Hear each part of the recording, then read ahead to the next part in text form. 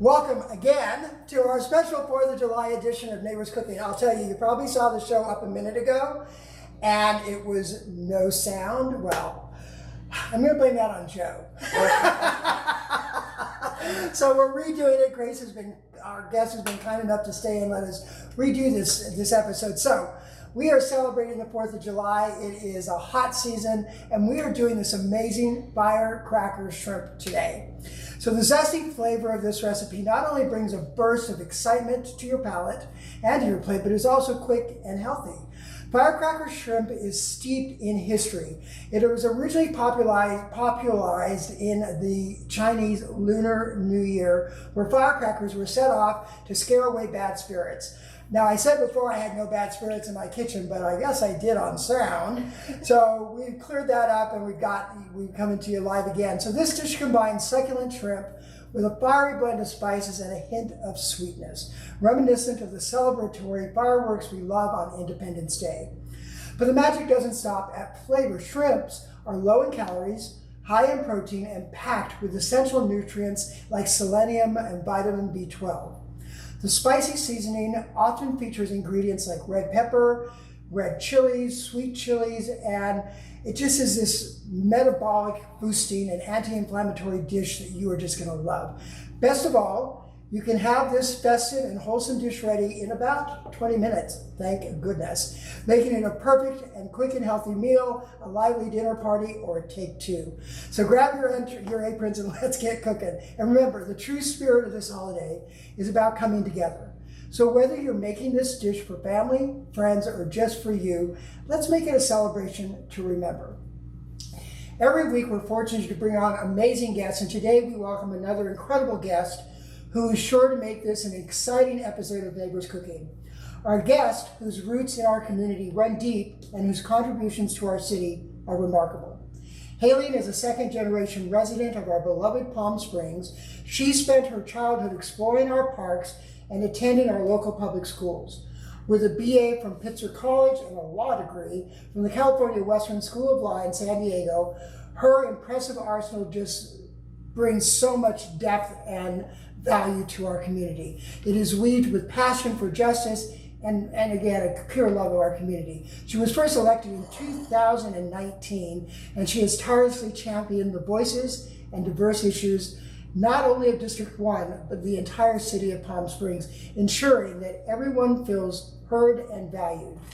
In her current term, she has made her history by becoming the first Latina mayor of Palm Springs, a testament to her unwavering commitment and dedication to progress and inclusivity. Please join me in welcoming my city council person and an amazing individual, council person Grace Garner. Yay! Yay! Hello again! Hello again! Take two! Take two!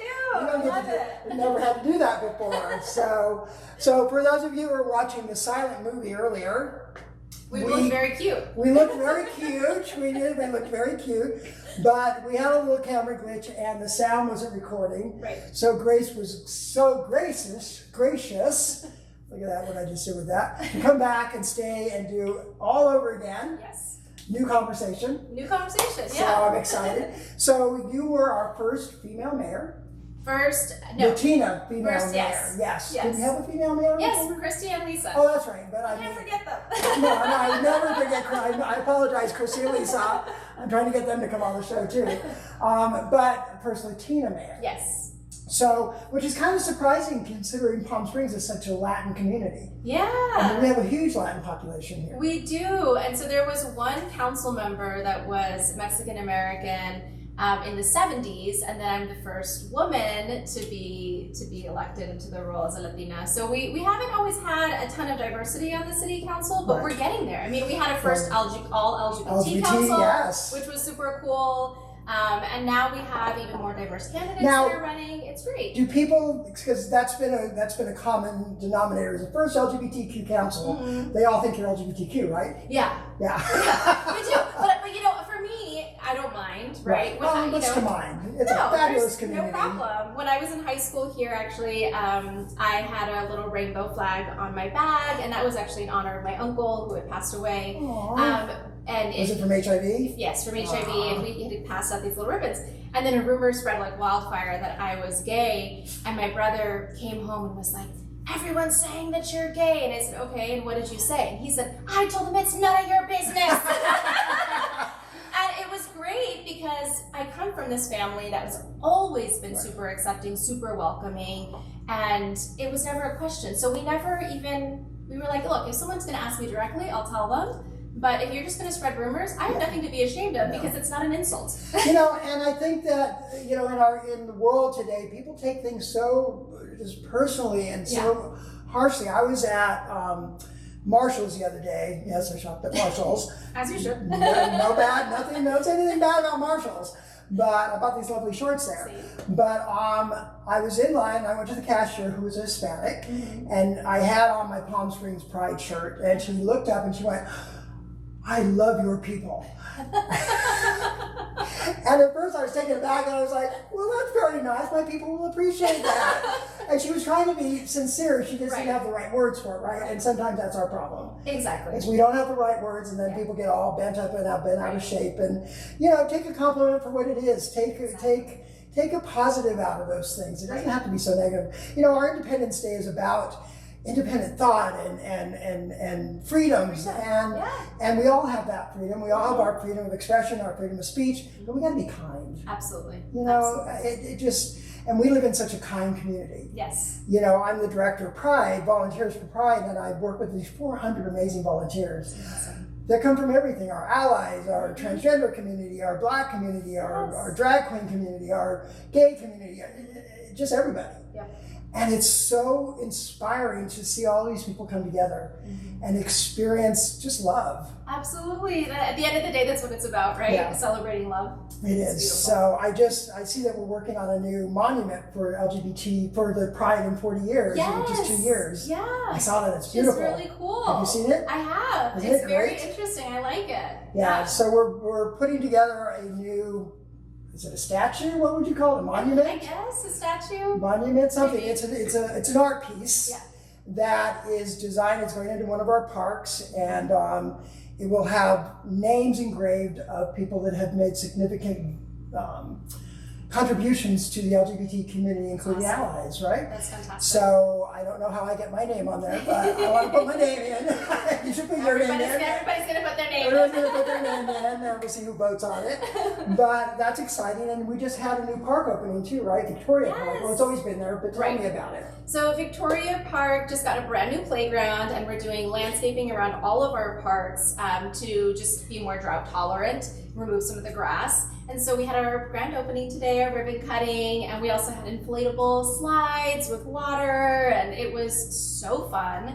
And so one of the firefighters challenged me to go down the slide with him, the water slide, and I did. I think he thought I would say no, but... Of course he did, but you say yes to everything. I'm always up for a challenge. So there's this great photo of us going down the slide I saw together. it. You're in the water with your glasses and legs just a little bit up. Yeah. You're like, woo!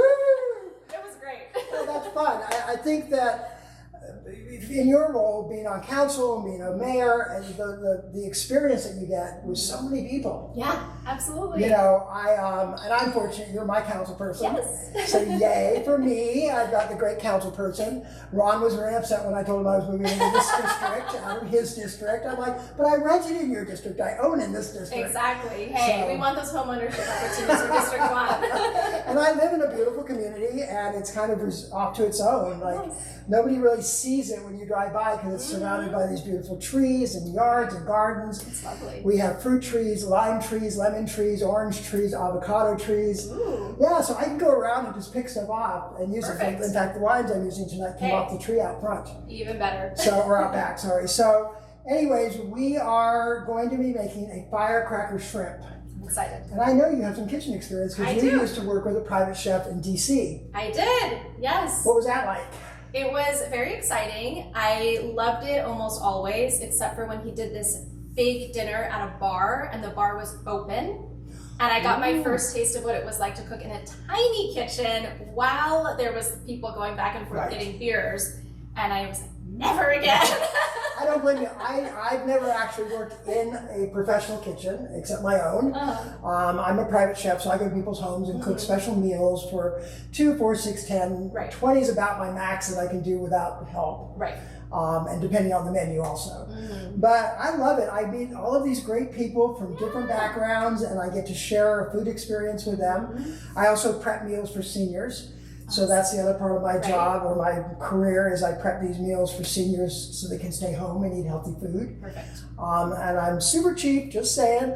Call Mitch. No, but I think it's important that we provide those things. I know there's services like the Mizell Center that do Meals on Wheels. That's a little different. Right. And I'm more customizing meals to the senior for what their needs are nutritionally. I love that. So it's a lot of fun. I have one client that's 90. I have another client that's 101 now. Oh my gosh. And so, you know, and the knowledge and experience from those people, and all of mine are LGBTQ seniors. So they have this experience that I didn't experience. Right. You know, I came out in the 80s, and even then it wasn't cool, but they came out in the 50s and the 60s, and it certainly wasn't cool. Right. You know, so it's neat to hear that experience and that reality, and then they get to see how it's changed and what is coming. Absolutely. And it's exciting to share those stories. So talk to your seniors. It's important. They have some great information. So your mom and dad live here. And they do. And you have other family here? Lots of family throughout the Coachella Valley. Right. It's a big Mexican family, and we're all over. We run into each other constantly. Garnerland. Escobar. Escobar land. Whoa. Yeah. So we're going to make this firecracker shrimp. I'm going to go over the ingredients, and I'm going to have you start to heat up some oil. So there is the oil that you're going to put in the pan. We might have to turn it down a little. I think maybe I'll move it off for a second. Move it off for just a second. I'll leave the flame on. All right. So let's go over the ingredients so you know what we're making. So we have a 1/4 cup of sweet chili, some lime zest, some fresh lime juice, 2 tablespoons of sriracha, some reduced soy sauce, a tablespoon. I've got these beautiful shrimp that I've deveined and taken the tails off. Tails look cute until you're trying to eat them at the table. Okay, they look great in pictures on food, but when you're serving them to your guests, they're like, they've got to use their fingers and it just becomes messy. So take the tail off. I've got 2 tablespoons of cornstarch, 2 tablespoons of sesame oil that Grace has already put in the pan. We've got some white rice we've made. We're going to have some green onions and some sesame seeds on the top. So I'm going to start off, that's hot. I'm going to take the shrimp. I'm going to put some cornstarch over it. And we're going to toss those around. We're not trying to deep fat fry these or anything. We're just trying to get a nice crispy little edge on them. Okay. All right, so there are those. We start with that. While she's doing that, we're going to make the sauce that actually goes on top of it, the firecracker sauce. So I'm going to take my chili sauce, my green onions, my lime zest, my lime juice, the sriracha sauce. Now you can add more sriracha, less sriracha. It's really depending on your heat level. I know Grace eats spicy. Yes. I'm a baby, and so I can't take the heat, but I'm still in the kitchen. And we're gonna mix that all together. So Grace, how did you first get into politics? Like you came from just living in Palm Springs to suddenly a council person.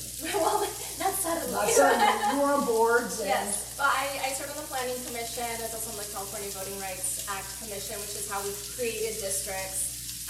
But I've always been interested in politics. I was a politics major in school. But my mother is the big influence here because I was a little girl and I wanted to make the world a better place. And she kind of looked at her bossy little child and said, you know what, you should be the president. So I thank my mother for putting politics into my head.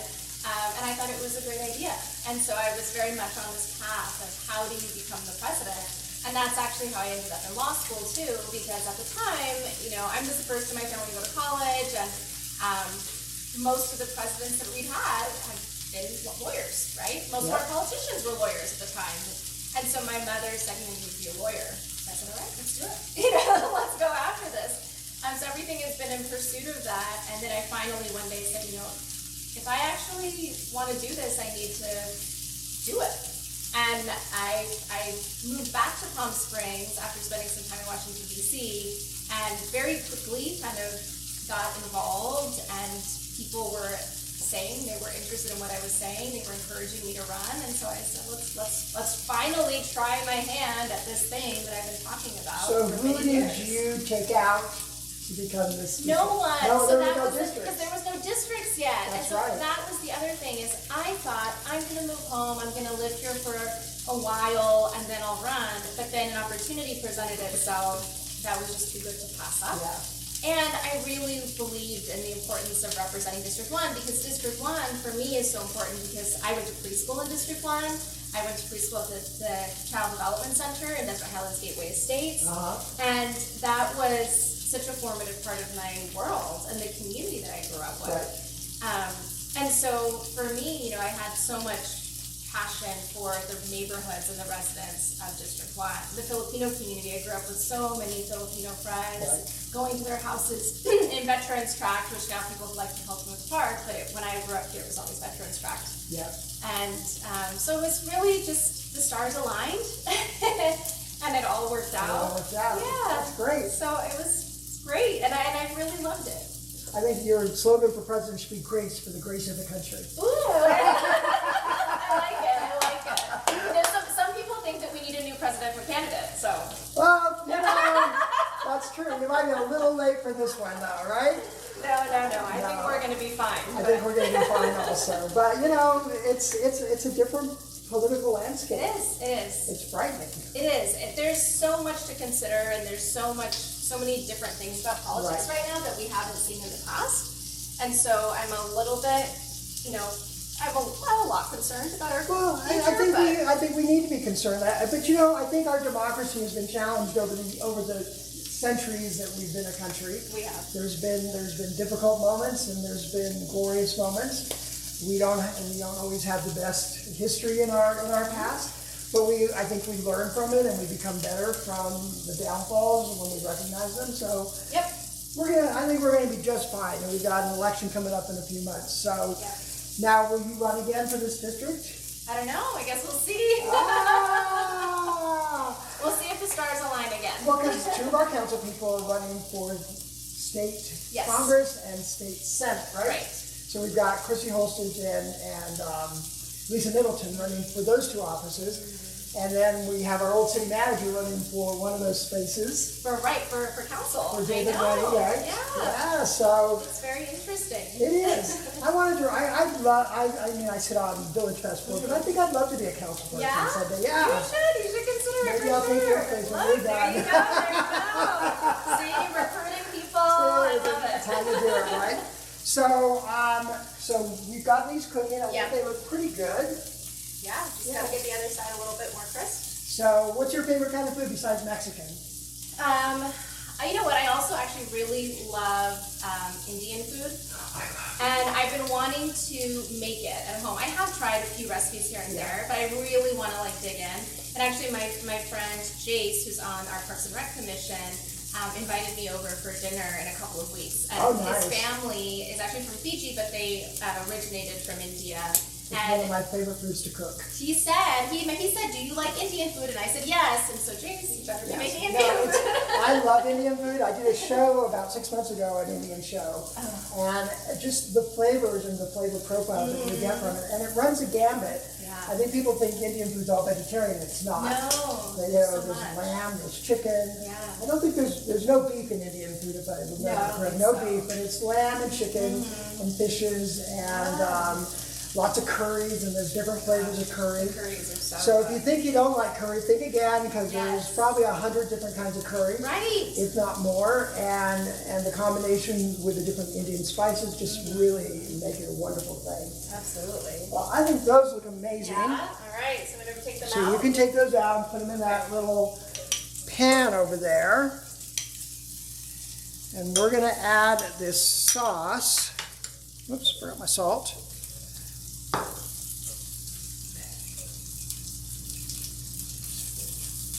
This is such an easy dish. It's, One of the reasons I started the show was I wanted to show people you could cook healthy food in 30 minutes. You can, absolutely. You know, and of course there's a little bit of prep, and you know, I'm making things look pretty for the show.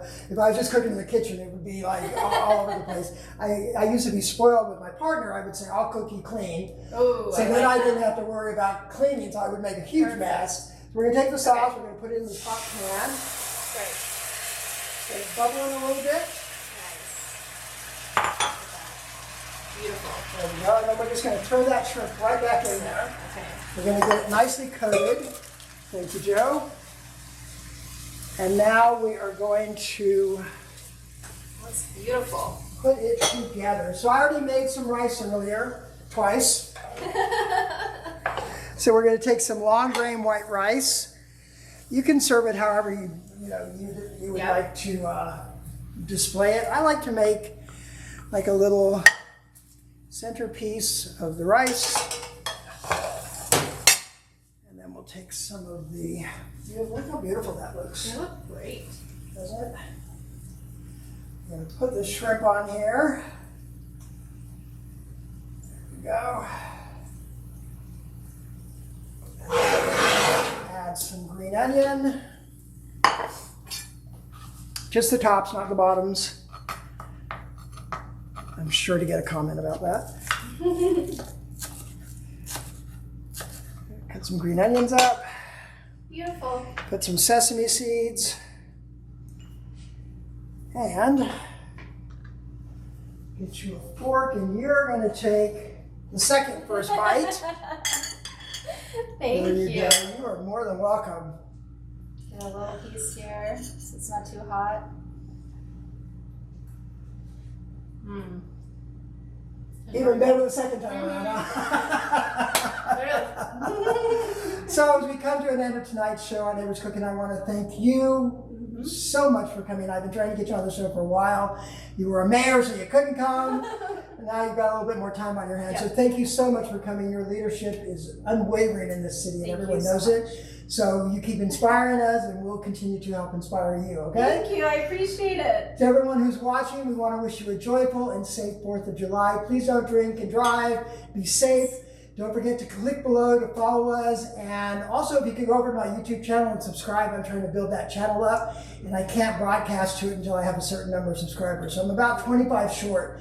So subscribe to our YouTube channel, and I promise there'll be lots of great content up there. Your support makes a difference. I hope you enjoy trying these recipes, and please make and share them with your friends and family. That's what this whole show's about, is sharing food, because food is love, love is food, and it creates memories. So get out there and do it. Thanks for joining us, and we'll see you next week back in the kitchen. Perfect. Thank you.